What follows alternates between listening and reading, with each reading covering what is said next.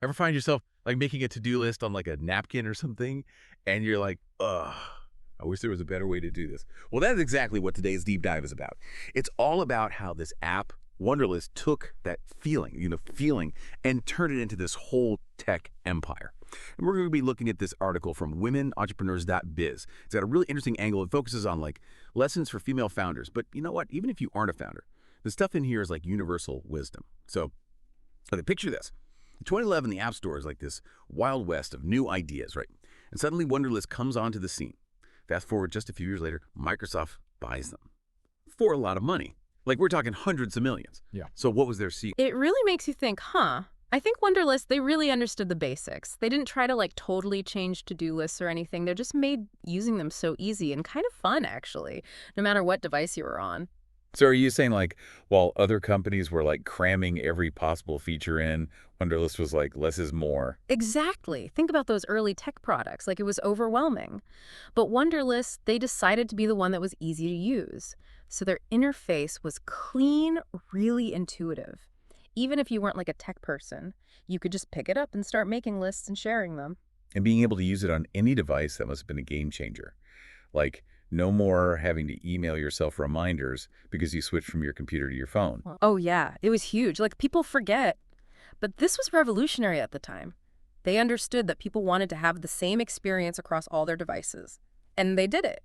This wasn't just about the tech, though. It was about understanding what users wanted and making it easy for them to use the app. Okay, but making a nice app that only gets you so far right. How do they go from a good idea to being bought by Microsoft? Did they do like a ton of marketing? That's the interesting thing. Not really. This article talks about how they used what you might call like a snowball effect. Basically, they focused on making a product so good that people had to tell their friends about it. It was organic growth, driven by word of mouth. So they made this really great product and then let the user spread the word. It all sounds so simple now, but I'm guessing it wasn't always easy. Like even for a company like Wunderlist, there must have been some bumps in the road. Oh, for sure. Like no startup is ever easy. The article actually points out a couple of like mistakes to avoid, and even Wunderlist had to deal with these. Okay, so what were some of the problems they ran into? And what can people listening learn from that, even if they're not like building an app? So one of the big things was how they made money. They relied a lot on this freemium model. It's like a free basic version, which is great for getting users. But they really needed to find other ways to make money, to actually build a business that could last. Yeah, that makes sense. It's that classic startup problem. You have to get people to use your product, but then how do you actually turn that into a business? Yeah, exactly. And that's a key takeaway from this article, especially for women trying to start businesses, because they often have a harder time getting funding. So you have to think about how your business will make money in the long term right from the start. Don't put all your eggs in one basket, right? Exactly. So what was the other mistake they talked about? They depended too much on just a few investors, and while that helped them grow really quickly at the beginning, it ended up limiting them later on. As the company got bigger, they had less flexibility and control. It's like you need the money to grow, but you don't want to have to give up control of your own company. Exactly. And again, this is something the article stresses. It's so important to find funding from lots of different places, especially for women who often face bias from traditional investors. So having a more diverse group of investors gives you more options and helps founders stay true to their vision. These are all really important lessons. And not just for tech companies, it's about making sure your business has a strong foundation no matter what field you're in. Okay, so we've talked about what to avoid. Now let's talk about how to replicate Wunderlist's success. What are some actionable steps that our listeners can take, even if they aren't trying to build the next big app?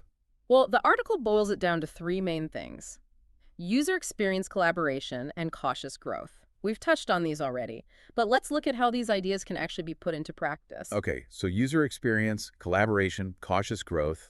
These are pretty broad concepts. Let's break them down. We've talked about how Wunderlist nailed the user experience, but what's the key takeaway for our listeners? It all comes back to understanding your user.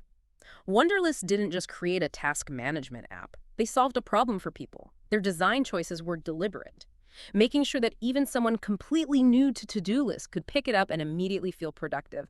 That's the gold standard. It's about removing friction, meeting people where they are. What about the collaboration aspect? They seem to really understand the power of teamwork, even back then. Absolutely. Sharing lists seamlessly across devices was huge. Yeah. And it anticipated the way we work today. Think about how many projects involve multiple people. If you're building something, ask yourself, how can I make this easy for people to use together? Collaboration is key.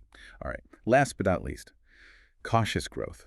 It seems counterintuitive in the fast-paced world of tech, but Wunderlist seemed to embrace it. It's about focusing on quality over quantity. Wunderlist didn't chase every new trend or try to be everything to everyone. They perfected their core product and built a loyal following before branching out. It's a marathon, not a sprint. It's about playing the long game. As we wrap up this deep dive into Wunderlist, I'm struck by how these lessons apply even years later. The tech world moves so fast, but those core principles of user focus, strategic growth, and building a solid foundation, those never go out of style. You hit the nail on the head. It's about understanding that success isn't always about being the loudest voice, but about creating something truly valuable and letting it speak for itself. So here's a final thought experiment for our listeners. Yeah. Imagine it's 2024 and someone wants to create Wunderlist 2.0. What would that look like? What features would it have? Considering how much technology has evolved even since Wunderlist was acquired? That's a great question. We're living in a world of AI and automation. Imagine a task manager that not only helps you organize your to-dos, but also anticipates your needs, prioritizes tasks based on deadlines or importance, and maybe even automates some of those tasks for you. Wow, that would be incredible.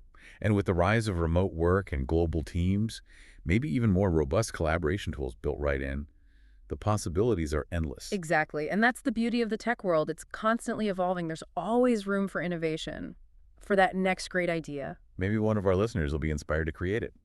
Thanks for joining us on this deep dive into the world of Wunderlist. It just goes to show there's always something to learn from even the simplest to-do list. Until next time, keep exploring, keep innovating, and we'll see you on the next deep dive.